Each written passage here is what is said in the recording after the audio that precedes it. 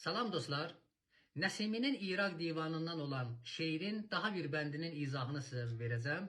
Şeiri bütünlüklə oxuyum, sonra onun izahına keçək. Nəsimi buyurur ki, Fatihə ümmül kitabın göstər ayası nədir? Bistü həşti sizudah hərfin xülasası nədir?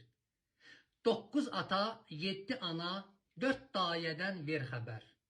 Du çəharu pəncu şeşin saqı binası nədir? 366 mənzil, 48 yerdə Qur'an, ey ki 77 hərfin 12 xası nədir? Çöhrənin şövqü nədən? Məhəbbətin qullabı nə? Aşiqi məşuq nə demək? Eşqin əsası nədir? 7 yer göy, 7 dərya, 7 ayət, 7 xət, 7 müshəf Musaya, çün 7 bəyzası nədir? Kulli mən əleyhafa etdi sənə Rəbbin yəqin, ey nəsimi, müminin qəlbində cirası nədir? Şeirin birinci bəndinin izahını siz profildə axtarıb tapıb baxa bilərsiniz. İkinci bəndini izah eləyirəm. Buyurur ki, 366 mənzil, 48 yerdə Qur'an, ey ki 77 hərfin 12 xası nədir? 366 mənzil deyəndə Nəsimi ilin günlərindən danışır. İlimiz 365, 366 gündür. Nəsimi ondan danışır. 366 mənzil, 48 yerdə Qur'an. 48 yerdə Qur'an deyəndə bu nüzum elmindən danışır. Astronomi elmində ilimiz 12 ay və 12 ayın içərisində 48 gün ayın Bədr halı olur.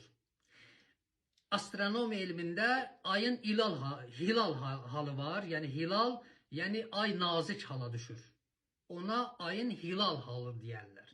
Bir də ayın Bədr halı var. Yəni bütöv olması. Ayın 13-də, 14-də, 15-də, 16-sında ay yumru şəkildə olur. Ona ayın Bədr halı deyərlər. Ondan sonra yavaş-yavaş azalmağa başlayır və hilal halına düşür. Nəsimi deyəndə ki, 48 yerdə Qur'an, 12 ayın içərisində 48 gün ayın Bədr halıdır. Yəni ay küvrə şəklində olur. Ondan danışır.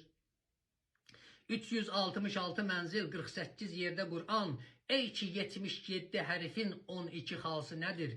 77 hərfin 12 xası nədir deyəndə, 12 imamın adını zikr eləyəndə 77 hərfdə tamamlanır.